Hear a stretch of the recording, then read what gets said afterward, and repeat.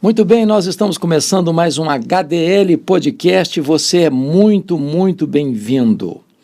Hoje eu quero tratar de um assunto palpitante que está aí na pauta, na agenda das igrejas, das nações, que é a questão dessas guerras que têm explodido aí, Irã, Israel, intervenção dos Estados Unidos, a invasão da Rússia à Ucrânia, muita gente dizendo que é o fim, que essa é a última geração. Então eu vou falar com você sobre os sinais da segunda vinda. Não perca, não vá embora não. Logo depois da vinheta estaremos de volta. Jesus voltará, isso é um fato. Esta data já está marcada e o homem não sabe, só Deus tem esse conhecimento. Você está preparado? Tem sinais que possam nos ajudar a entender esse tempo? Esta questão da guerra de Irã e Israel reacendeu essa agenda escatológica e muita gente assodadamente tem afirmado que agora é o fim, que esta é a última geração e que é o tempo final. Acautele-se sobre isso. Não cabe a nós marcar datas. Todos aqueles que tentaram fazer isso fracassaram. O nosso tempo não é o tempo de Deus. Um dia para Deus é como 1000 anos é como um dia, diz a segunda carta de Pedro. Então, eu gostaria, à luz do sermão profético de Jesus, tratar com você de forma objetiva quais foram os sinais que Jesus apontou que deveríamos observar, sinalizando a sua segunda vinda. Mateus 24 registra esse sermão profético. O contexto é que Jesus tinha saído do templo de Jerusalém e os discípulos, que eram galileus, de uma região rural, uma região mais interiorana, diríamos, chegando em Jerusalém, eles já tinham estado outras vezes também, mas não deixam de observar a beleza, a magnificência, a exuberância do templo de Jerusalém, que foi ampliado e embelezado por Herodes o Grande. E disse para Jesus: mestre, veja que obra, que construção, que pedras, que arquitetura, que beleza, que colosso. E Jesus responde para eles: pois não ficará pedra sobre pedra.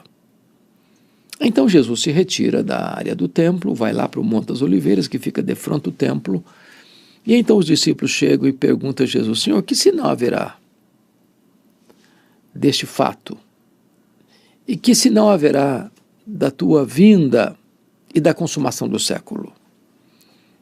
Então Jesus estava tratando agora, ou eles estão perguntando sobre duas coisas distintas. Primeiro, quando é que seria essa invasão de Jerusalém? Quando é que Jerusalém cairia nas mãos dos romanos? Quando é que o templo de Jerusalém seria destruído?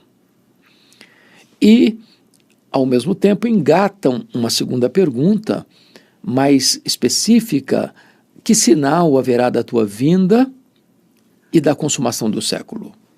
Quais são os sinais da segunda vinda de Cristo? Porque a segunda vinda de Cristo é a acrópole da nossa esperança, é o pináculo da nossa fé, é a consumação da nossa redenção. Ele voltará. A pergunta é como ele voltará e quais são os sinais que apontam para a sua segunda vinda. Aqui eu gostaria de tratar com você sobre esses sinais. Então, Mateus 24 vai nos informar no verso 4 assim: e ele lhes respondeu: vede que ninguém vos engane.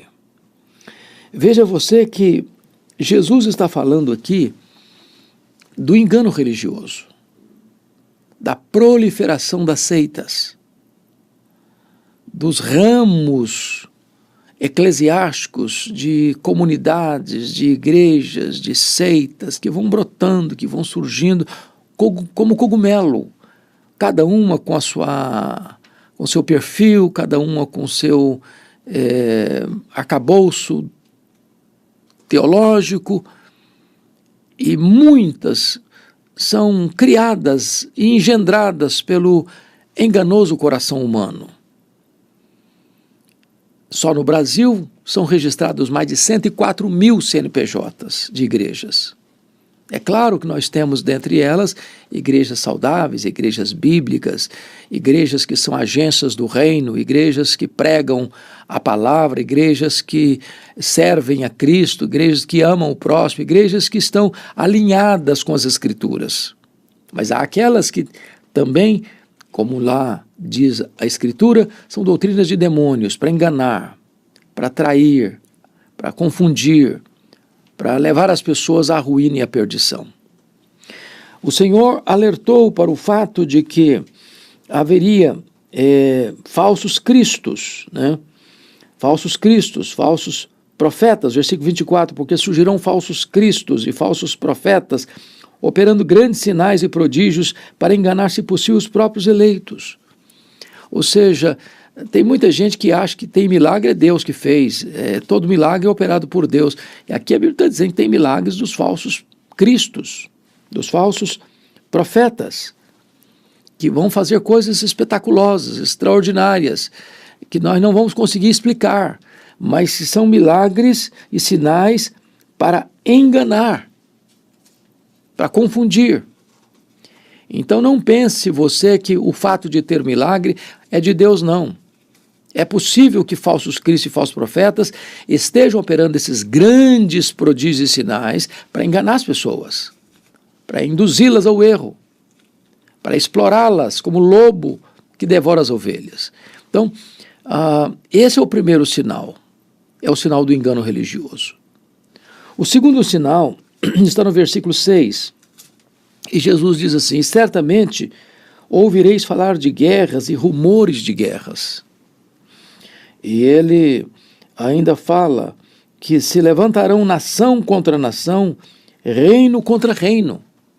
É um mundo em ebulição. É um mundo que parece mais um barril de pólvora. É um mundo que está prestes a explodir. As nações vivem em conflito, os reinos vivem em conflito. Conflitos de interesse econômico, político, ideológico. Só no século passado, o mundo foi massacrado por 2 sangrentas guerras mundiais. Na primeira, 1914-1918, foram 30 milhões de pessoas mortas. Na Segunda Guerra, 1939 a 1945, foram 60 milhões de pessoas mortas. Os regimes de opressão, totalitários, comunistas, massacraram, mataram milhões e milhões de pessoas. As guerras são sangrentas. Hoje falamos de paz, mas investimos na guerra. A paz que existe é uma paz postiça. É a paz do medo.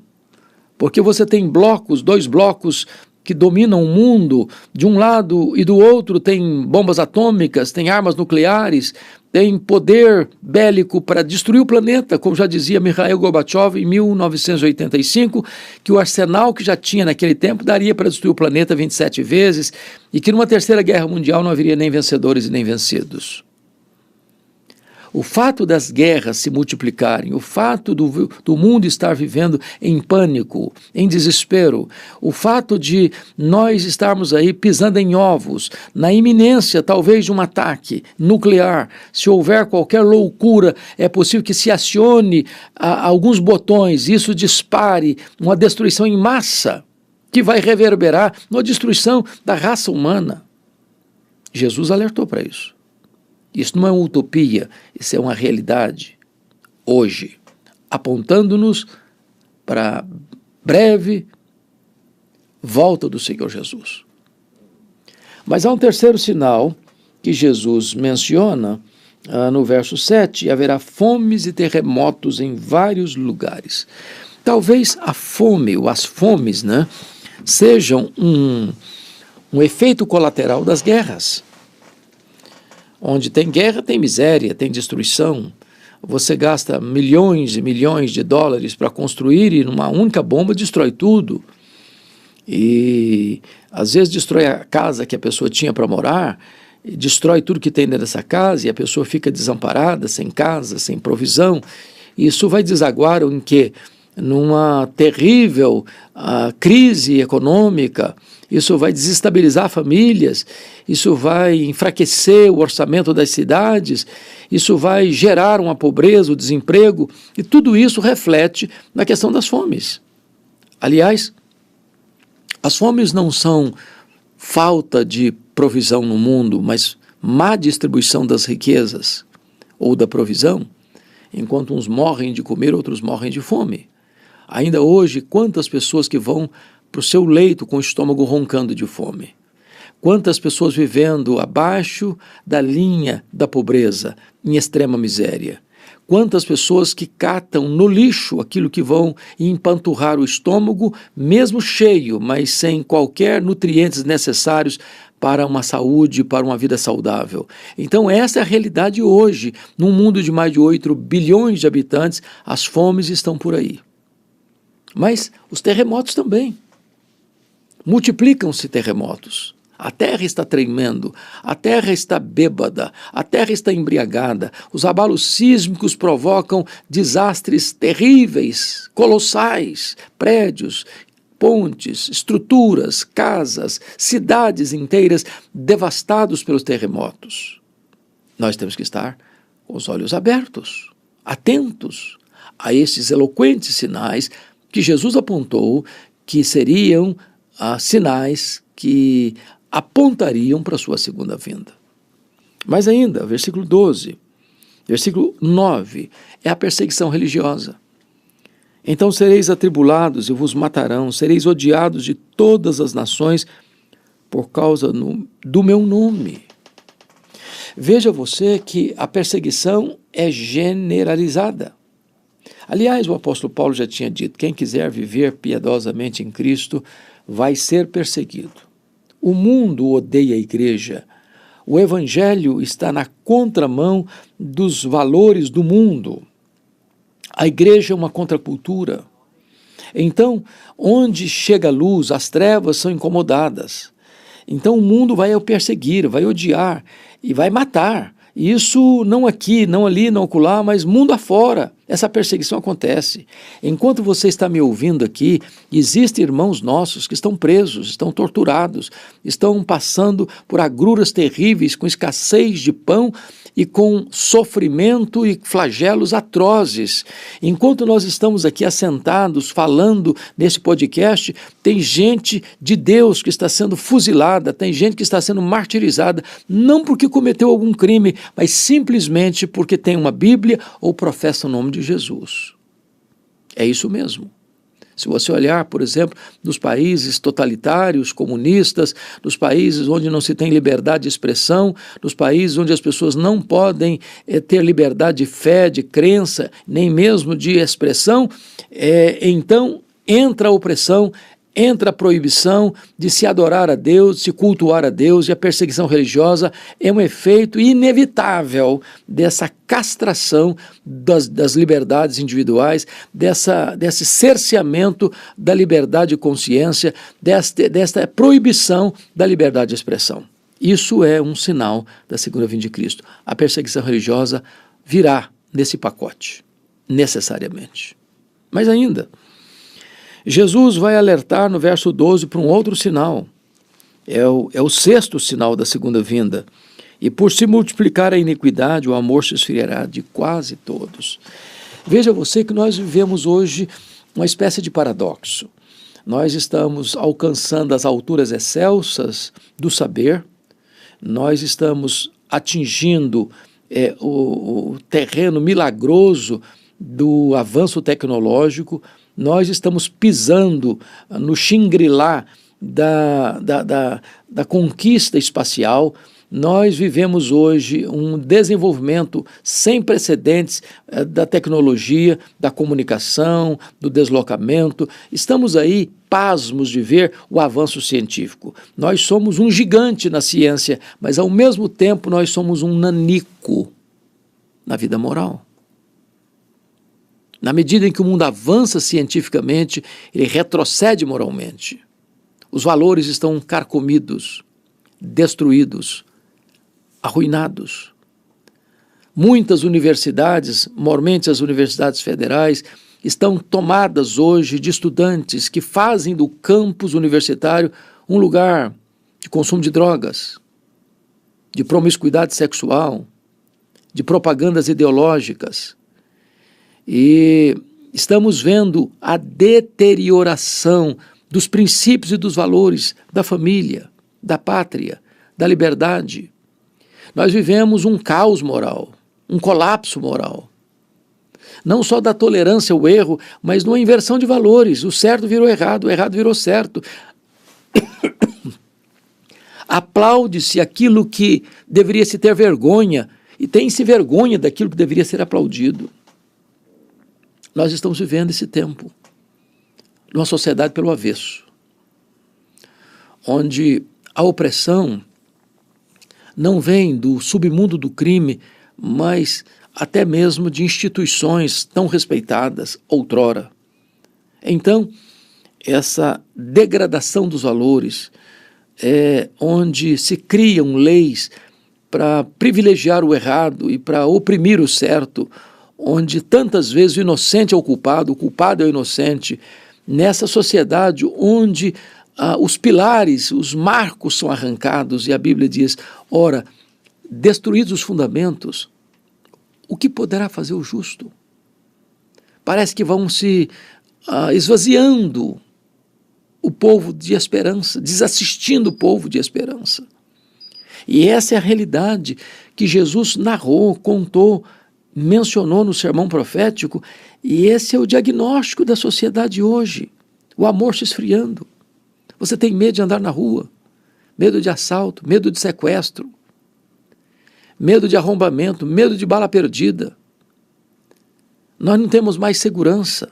O crime é organizado. A sociedade está desorganizada, mas o crime não. Então, a estrutura da iniquidade está aí com seus tentáculos enfiados na sociedade. E esse cenário caótico, esse cenário sombrio, é apontado por Jesus como um dos sinais eloquentes da sua segunda vinda. Mas o sétimo sinal mencionado está no versículo 14 e diz: e será pregado este evangelho do reino por todo o mundo, para testemunho a todas as nações. Então virá o fim. O evangelho tem sido pregado, há de ser pregado a todas as nações, em todo o mundo. E então, disse Jesus, virá o fim. O que é maravilhoso é que outrora as missões modernas, começando lá com William Carey na Inglaterra e tantos outros missionários, Hudson Taylor e tantos homens de Deus saíram pelo mundo afora levando a palavra de Deus. Tantos outros hoje têm se levantado, ido às diversas nações do globo, pregando o evangelho, testemunhando do evangelho, levando a luz da esperança do evangelho. Mas nós hoje vivemos o milagre da tecnologia da comunicação. Eu pego um smartphone como esse e você aqui alcança milhões de pessoas com mensagens como essa que nós estamos produzindo aqui no estúdio da Luz para o Caminho em Campinas. Essa mensagem chega, essa mensagem sobe para uma plataforma e esta mensagem daqui a pouco tem 50 mil, 100 mil, 200 mil visualizações. Algumas que nós temos aqui na nossa plataforma tem mais de 3 milhões de visualizações. E sem barreiras, sem fronteiras. A internet não deu voz aos imbecis. A internet deu oportunidade ao povo de se expressar. E a internet pode ser usada para o mal, mas ela também pode ser usada para o bem. E é por isso que nós, pela graça de Deus, usamos essa ferramenta tão preciosa, não para espalhar fake news, não para semear contendas, não para desestabilizar as instituições, mas usamos essa ferramenta para pregar a palavra de Deus, que é viva e poderosa, E através deste instrumento tão importante, temos visto pessoas transformadas, famílias transformadas, cidades impactadas, nações abençoadas. Porque note você, uma nação não pode estar bem se o indivíduo que a compõe não está bem, uma nação não pode estar bem se as famílias que a compõem não estão bem, uma sociedade não pode estar bem se a coletividade não está bem. Então uma nação depende do indivíduo, da família, para que ela seja uma nação forte. E o propósito é levar este evangelho através das diversas ferramentas, das diversas mídias, para que todos os povos da terra possam ser alcançados. Essa mensagem vai chegar a mais de 100 nações. Nós temos cálculos para isso, temos levantamento sobre isso. Mais de 100 nações são alcançadas pelas mensagens que produzimos e anunciamos. E isto é, de fato, a possibilidade, desta forma, de nós levarmos o evangelho a todos os povos, a todas as nações, cumprindo esta importante profecia de Jesus como um sinal da sua segunda vinda. Então, notinha de rodapé aqui, um conselho. Usa suas mídias sociais para o bem. Em vez de você ficar espalhando notícias que vão trazer tristeza e dor, em vez de você colocar uma pessoa contra outra, em vez de você criar contendas, em vez de você levantar muros, use as suas mídias sociais para levar o evangelho, para compartilhar as boas novas de salvação, para trazer esperança para as pessoas. Porque isso sim está dentro do calendário de Deus, isso sim está dentro da agenda de Cristo, isso sim é o cumprimento de uma profecia de Jesus, que este evangelho, não outro evangelho, não um falso evangelho, não um evangelho humanista, não um evangelho antropocêntrico, mas o evangelho da graça, o evangelho da cruz, o evangelho da nossa salvação, o evangelho que é o poder de Deus para a salvação de todo aquele que crê. Espalhe esta boa notícia e veja as maravilhas que Deus vai operar através deste instrumento. Mas ainda, em 8º lugar, o Senhor Jesus falou que também, versículo 21, haverá um tempo, porque nesse tempo haverá grande tribulação, como desde o princípio do mundo até agora não tem havido, nem haverá jamais. Não tivessem aqueles dias sido abreviados, ninguém seria salvo. Mas por causa dos escolhidos de Deus, tais dias serão abreviados. Aqui é a grande tribulação. A Bíblia menciona esse período em 4 termos distintos: a grande tribulação, a apostasia, o pouco tempo de Satanás e a manifestação do homem da iniquidade, que é o anticristo. Esse é um tempo turbulento, doloroso, dramático. É uma perseguição terrível, é uma tribulação imensa, é uma angústia sem paralelos, é uma tribulação que não pode encontrar um outro adjetivo para caracterizar senão a grande tribulação. Haverá grande tribulação. A igreja de Cristo, gente, é martírica. Ela sempre enfrentou a luta. Lá desde o seu nascedouro. A igreja começou em Jerusalém, no derramamento do Espírito Santo, dentro dessa questão da perspectiva neotestamentária, e o Sinédrio perseguiu. Depois os imperadores romanos perseguiu a igreja primitiva. E ao longo da história, a igreja tem sido perseguida. Quando ela não foi perseguida? Sempre. Mas haverá um recrudescimento dessa perseguição, uma intensificação dessa perseguição, onde a Bíblia chama de a grande tribulação. É por isso que eu quero colocar esse 8º sinal ao lado do 9º sinal, do versículo 15, quando diz: quando, pois, virdes o abominável da desolação, de que falou o profeta Daniel, no lugar santo, quem lhe entenda, então os que estiverem na Judéia fujam para os montes, quem estiver sobre o eirado não desça a tirar de casa alguma coisa, e quem estiver no campo não volte atrás para buscar a sua capa, ai das que estiverem grávidas e das que amamentam naqueles dias, Orai para que a vossa fuga não se dê no inverno nem no sábado. Chama a sua atenção para o fato de que Jesus está tratando de duas coisas aqui. Primeiro, respondendo à pergunta inicial. Dize-nos quando sucederão estas coisas. Que coisas? A destruição do templo. E que sinal haverá da tua vinda? Aí ele está falando de outra coisa, da segunda vinda. Então, nessa resposta aqui, Jesus está ilustrando a invasão de Jerusalém com a manifestação do abominável da desolação, que é o anticristo. O que ele está dizendo? Quando Jerusalém foi invadida, no ano 70, por Tito Flávio, ele está dizendo o seguinte: quem estiver na Judéia, ou seja, na região ali do cerco, do entrincheiramento, fuja para os montes, não vá para lá. Lá está sendo atacado.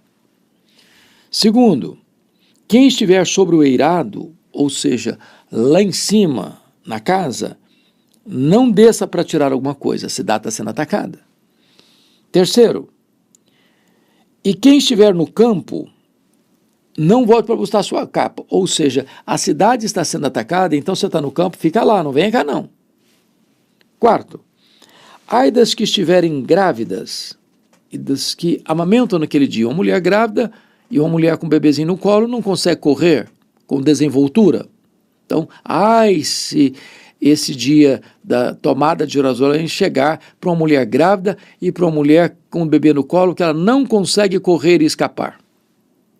Finalmente, orai para que a vossa fuga não se dê no inverno, porque no inverno, em Jerusalém, chega a temperaturas abaixo de zero e não se caminha com nem segurança, nem com conforto. E também que não seja no sábado, porque eles tinham regras nos sábados de percorrer só determinadas distâncias, não mais do que isso. Então Jesus está tratando aqui de que a invasão de Jerusalém no ano 70 é uma espécie de ilustração de como vai ser esse ataque do anticristo, como vai ser a ferocidade do anticristo. E se você quer conhecer um pouco melhor sobre o anticristo, vale a pena você ir para Apocalipse capítulo 13, porque lá o apóstolo João vai nos dar uma informação importante. Eu vou ler para você, versículo 7, Apocalipse 13, 7. Foi dado ao anticristo, ou à besta que surge do mar, que pelejasse contra os santos e os vencesse. Deu-se-lhe ainda autoridade sobre cada tribo, povo, língua e nação. E adorá-la-ão todos os que habitam sobre a terra, aqueles cujos nomes não foram escritos no livro da vida do Cordeiro. Preste atenção. O anticristo vai se manifestar. Ele não é uma instituição, ele é uma pessoa. O seu número é 666, 3 vezes 6, o número incompleto, ou seja, ele é o consumado iníquo, o homem da iniquidade, o homem sem lei. Ele vai receber todo o poder e toda a autoridade de Satanás. A pergunta que as pessoas vão fazer, conforme 13:4, é: quem pode lutar contra ele e prevalecer? O texto nos informa que ele vai lutar contra os santos e os vencer. O que significa isso? Significa que o anticristo pode matar santos de Deus, homens e mulheres de Deus. Mas os homens de Deus, as mulheres de Deus, vão vencer ao mesmo tempo o diabo e o anticristo, porque eles, mesmo em face da morte, não amaram a própria vida e, portanto, o venceram com o sangue do Cordeiro e a palavra do testemunho. Ou seja, ele prefere morrer pela sua fé a negar a sua fé. E quando um crente morre pela sua fé, parece que quem está tirando a sua vida está vencendo. Mas não, quem está vencendo é o cristão. É o cristão.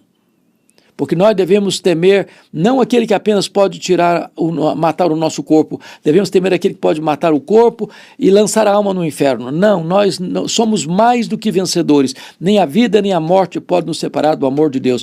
Um crente prefere morrer pela sua fé a negar a sua fé. E com isso, o crente é vencedor. Mas quem não vai adorar o anticristo? Em todas as nações da terra, somente aqueles cujos nomes estão escritos no livro da vida do Cordeiro. Ou seja, Jesus não vai perder nenhuma das suas ovelhas para o anticristo. Nenhuma delas. Glória a Deus, porque temos plena segurança em Cristo Jesus, nosso Senhor. Bom, voltando para Mateus 24, para encerrar, é importante ainda destacar.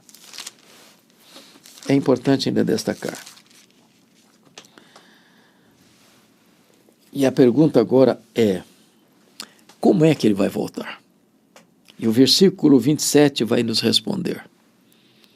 Porque assim como o relâmpago sai do Oriente e se mostra até no Ocidente, assim há de ser a vinda do Filho do Homem. Jesus vai voltar repentinamente. Como um relâmpago risca os céus, como um abrir e fechar de olhos. Ou seja, não vai ter tempo de você se preparar na última hora. Ou você está preparado, ou você ficará para juízo.